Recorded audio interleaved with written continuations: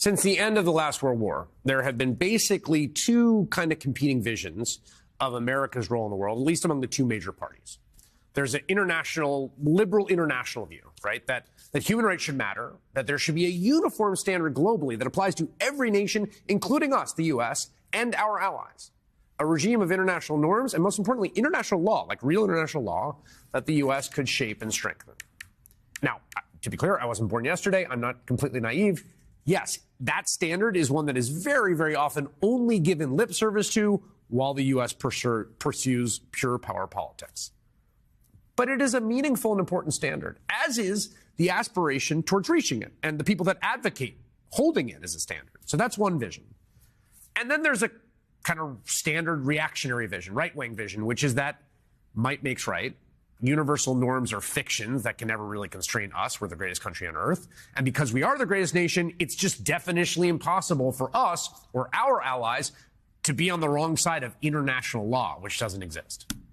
And that view is strong and has a very long tradition. You could say it might have peaked or reached its apogee in the Cold War under Henry Kissinger, who sold successive administrations on dirty wars and proxy wars, funding, training, and arming right-wing militaries to oppose left-wing governments or activists. He enabled deadly terror in Chile and Argentina and South Africa and Indonesia, where, to be clear, Kissinger's support for a right-wing dictator led to the genocide of 200,000 East Timorese people by a U.S.-equipped army, one of the great moral stains of U.S. foreign policy in the last 60 years. In El Salvador, where U.S.-backed forces fueled a civil war and murdered Catholic bishops, Catholic nuns, and social workers, an outrage that led the Carter administration to suspend military aid to the nation. And as the Cold War finally wound down, there was one lawmaker who made an indelible contribution to rolling back these abuses and attempting to set a standard for American behavior abroad and the behavior of our allies that we armed. That was Senator Pat Leahy, Democrat of Vermont, in 1997. So-called Leahy Law. It expands our current law and seeks to ensure that United States assistance does not go to individuals who abuse human rights, to do everything possible to assure that in our efforts to support foreign security forces that we respect human rights, we also prevent those who abuse human rights from receiving our assistance. Seems straightforward. Leahy Law barred the Pentagon and the Department of State from transferring U.S. arms to countries that we thought were committing human rights abuses. And that is what I keep thinking of as I process the news that on the way out the door, the Biden administration is going to transfer $8 billion more in weapons to Israel, including fighter jets and attack helicopters, bombs, warheads, and artillery shells.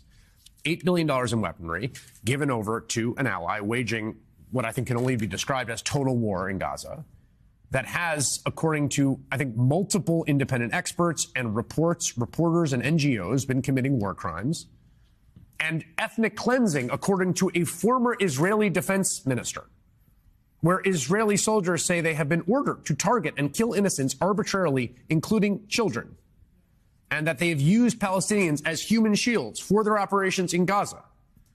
As whistleblowers and detainees say, the Israeli authorities regularly torture Palestinian prisoners. The UN says Israel is using starvation as a strategy in Gaza.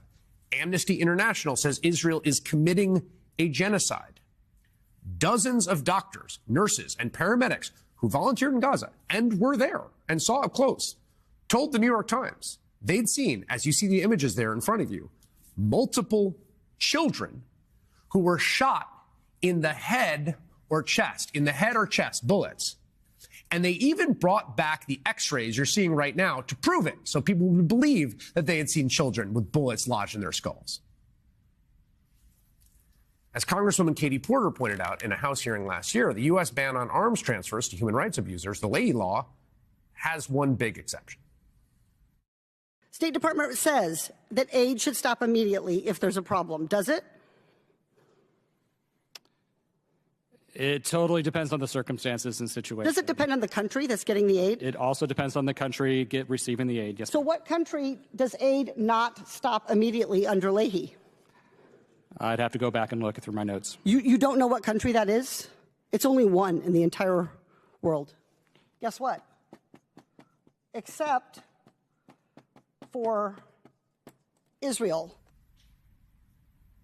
Even now, former Senator Pat Leahy, who's no longer in the Senate, says Israel is getting a pass in violation of the spirit, if not the letter of the law, that he helped pass. Beginning in the early 2000s, I wrote to successive secretaries of state about the failure to apply the Leahy law to Israel.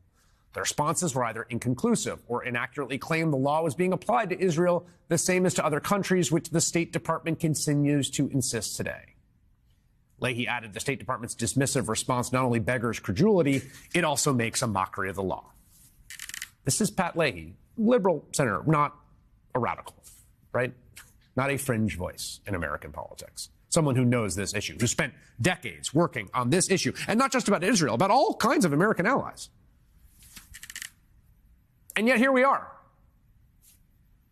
President Biden is going to hand a blank check for Israel over to the incoming Trump administration.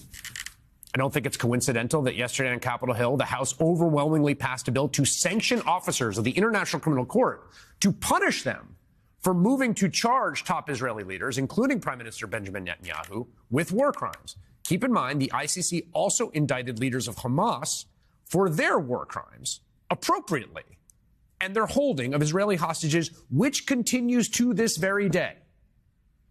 And 45 Democrats joined all Republicans to support this bill. We know which vision of American global engagement the Trump administration will carry out. But it isn't just Trump who this week is making an absolute mockery of every last lecture we deliver to the Russians or the Chinese or anyone else about respecting human rights and international law. It is President Joe Biden, too, leaving a disgraceful legacy. A liberal president doing untold damage to the liberal international order.